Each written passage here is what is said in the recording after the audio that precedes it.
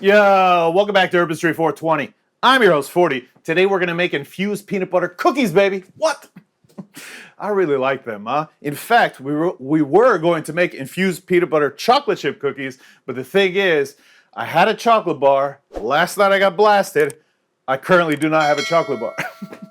Anyway, so we're making infused peanut butter cookies. Coming over here, let's get started, baby. All right, so we're closer. I have a lot of things set up already to save some time. In here, I have 1 stick of butter softened.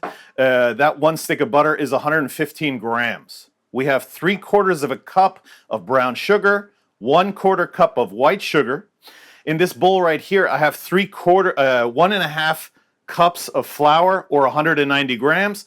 I have half a teaspoon of baking soda and 1/4 teaspoon of salt, right? This is 3/4 cups of smooth peanut butter, or 190 grams of peanut butter.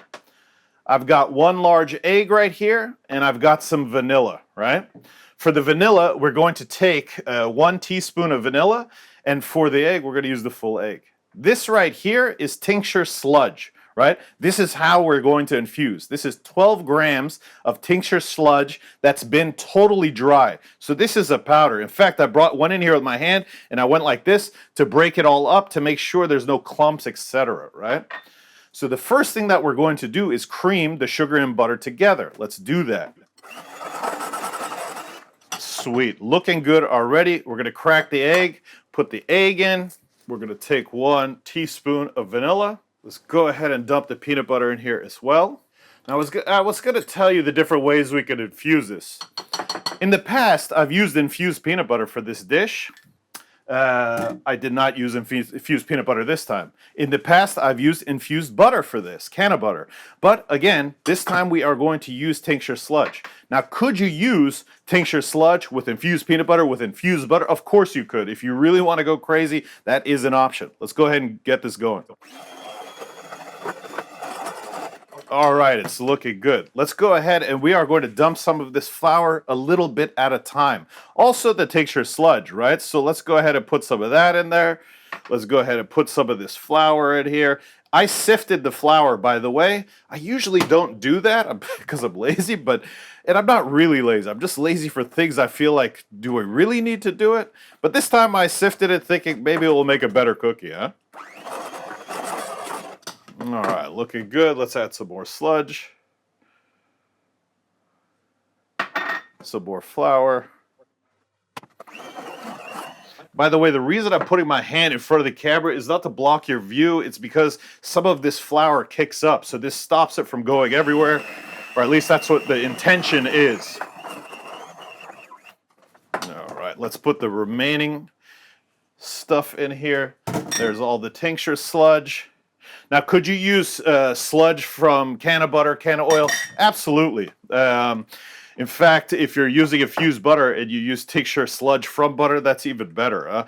I mean, if I was going to make this best case scenario, I'm using that tincture sludge because I need to use it, right? But typically, I'd probably make this with infused can of butter.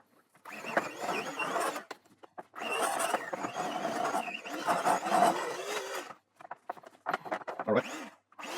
I lifted these up and turned them on, trying to not make stuff go everywhere to clean off the beaters without licking them. It's a little hack, but it could make a mess, huh? I'm going to take a spoon, and I'm just going to wipe around the sides. We're going to put this in the fridge for like 30 minutes for all the flavors to meld. And then we are going to come back, and we're going to put these on a cookie sheet, and we are going to form our cookies, right? So again, let's just put this in the fridge for 30 minutes. I'll see you guys after this is chilled. All right, so the batter's been in the fridge for about 30-40 minutes. Here it is. I've got a cookie sheet lined with parchment paper. We are going to scoop off cookie balls and put them on the parchment paper. We are preheating the oven right now to 177 degrees Celsius or 350 degrees Fahrenheit. We're going to cook these cookies between 8 to 10 minutes at that time. Depends on your oven, huh? So I'm just going to come in here, and I'm not going to be shy. We're going to use my hands for some of this stuff, and we're just going to make balls roughly this size, right? Putting them on the sheet. All right, so now that we've placed all the cookies, we're going to take a fork, and we're going to come down, and we're going to press into the cookies like so. One thing you might have noticed is as I was pressing down with the fork, some of the cookies were falling apart. I just used my fingers to reshape and went over it. By using the fork, we're just putting a design on the top of these cookies. This is totally optional. You don't have to do that, right? We're gonna go ahead and drop this in the oven for between 8 and 10 minutes, and we will take it out and I will show you what the cookies look like. All right, so the timer just went off. It's been 8.5 minutes. Let's go ahead and give a look. It looks like they're ready, actually. Here's the cookies. Now, mind you, the edges are a little darker than the center, but they will continue to harden up as we put them on the cookie sheet. You want to be careful, right, when you're picking these up. And just drop them on the cookie sheet. Once they harden, they will be perfect. And it looks like we ripped the parchment paper right here, so we will probably replace it before doing the next batch. Now, mind you, you can put this dough in the freezer, right? You could freeze the dough and use it to make cookies a different time, right? All right, so we finished the batch. There's still some there. I put these on the plate for the picture. Anyways, let's give one a try, baby. If you like peanut butter, I probably shouldn't put it on top, huh?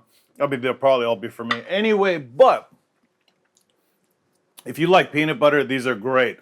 They're even better if you put chocolate chips in them, which you would have done at the stage when we were mixing everything, etc.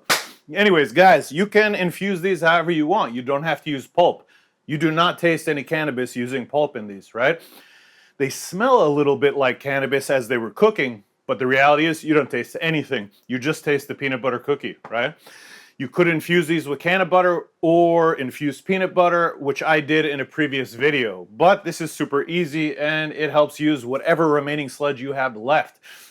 Guys, gals, everybody! Almost choked on a cookie, yo. This is dangerous making videos for YouTube. Guys, gals, everybody, I hope you liked this video. If you did, please like, share, subscribe. You know the deal, baby. Till next time, I'm out!